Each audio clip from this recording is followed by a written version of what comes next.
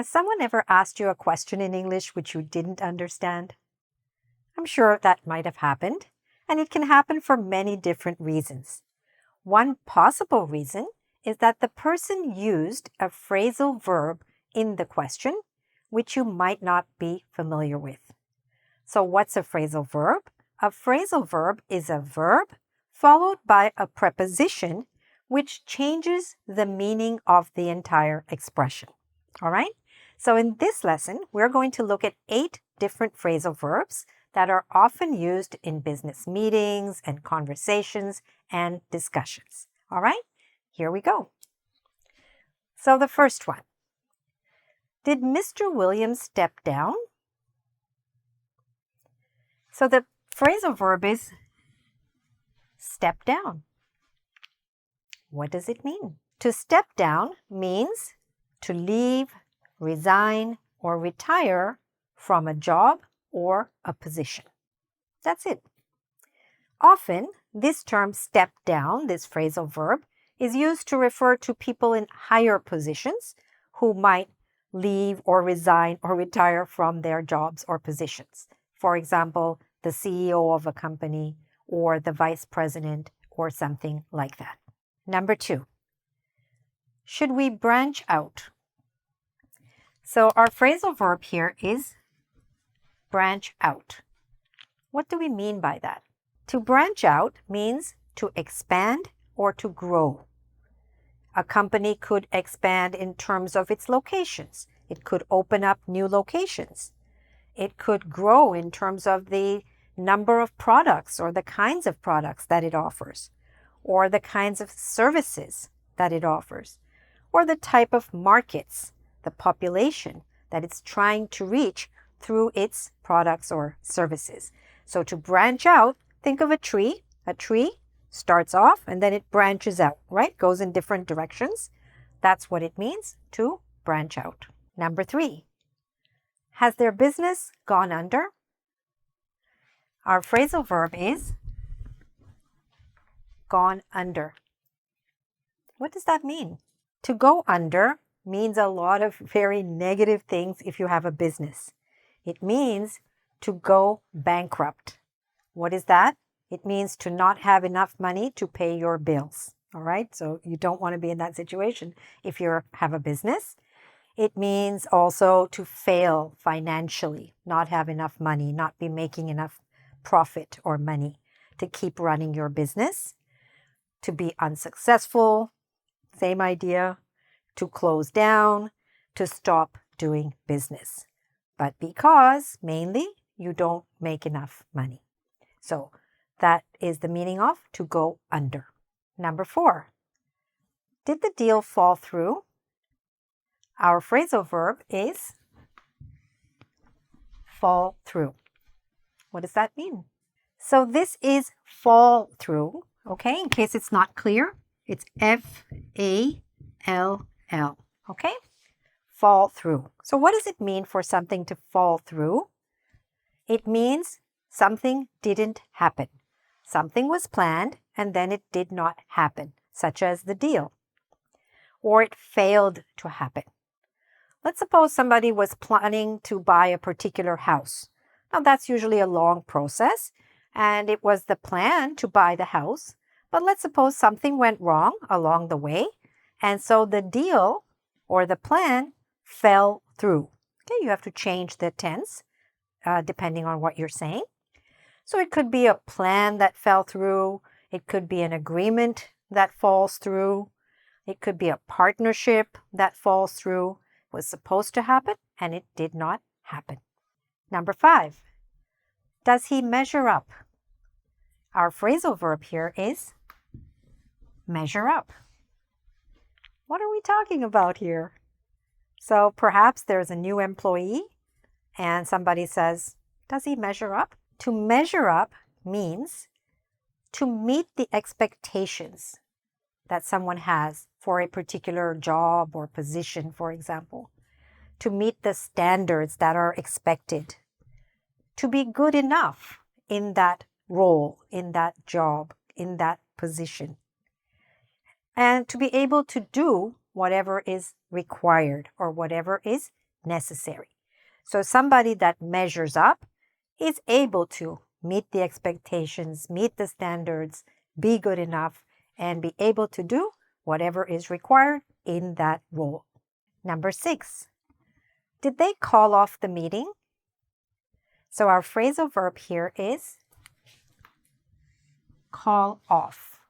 What does it mean to call off something? To call off basically means to cancel, to say it's not happening. So here, the meeting was called off, but all kinds of things could be called off. For example, you could call off a training session or any kind of session, a webinar. You could call off something larger, like a conference, an exhibition. In a political realm, the government could call off the election, okay? Or we could call off talks or discussions or negotiations, such as peace talks, okay? So we have a number of different events, usually on the larger side, which could be called off or canceled. You're in a meeting, somebody turns to you and says, should we take on more staff? What are they talking about? Take on. That's our phrasal verb. What does it mean to take on more staff? In this context of taking on more staff, as in taking on more people, it means to hire more workers, to recruit employees, or to employ personnel, okay? So to take on means to give someone a job in order that they will work for you, okay? So hire, recruit, employ is the same as to take on. And who can you take on? Workers, employees, or personnel. Somebody asks you, would you like to join in? So our phrasal verb here is join in. What does that mean? To join in basically means to join. So sometimes you might hear people just using the term join, or sometimes they may use this phrasal verb, join in. And it means to take part in, to participate in. And what kind of things could you join in? A meeting, a discussion, a session, let's say a training session, a brainstorming session, and so on. Okay? So that's to join in. Now let's do a quick review and see if you remember the phrasal verbs that we've learned in terms of their meaning and in terms of the correct preposition that we use with each one. So the first one, step,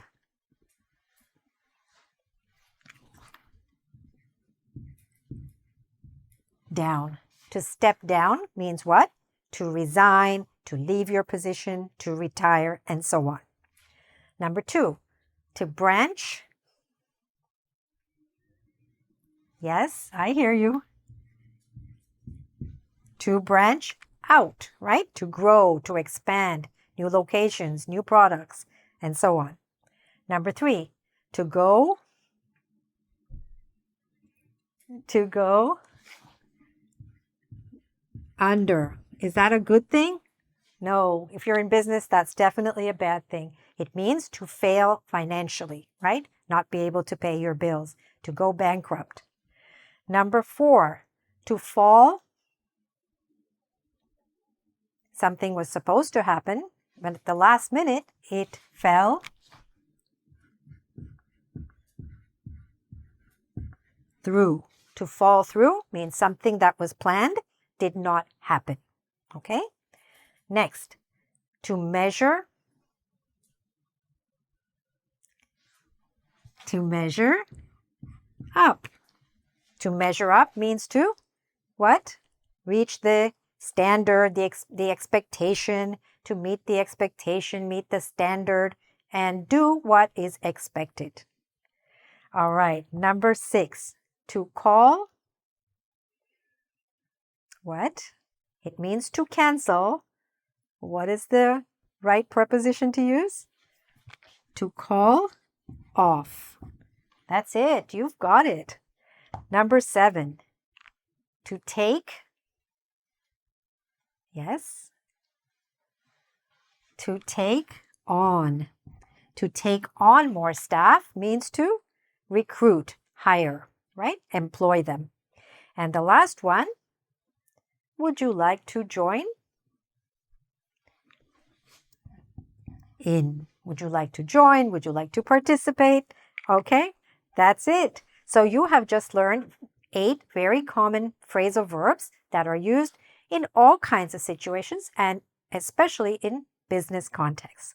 So if you'd like to do a further review and really reinforce these so you know them once and for all, and not only understand them, could actually start using them yourself, please go to our website at engVid.com, and there you will be able to do a quiz on all of these. All right? And all the best with your English. Bye for now.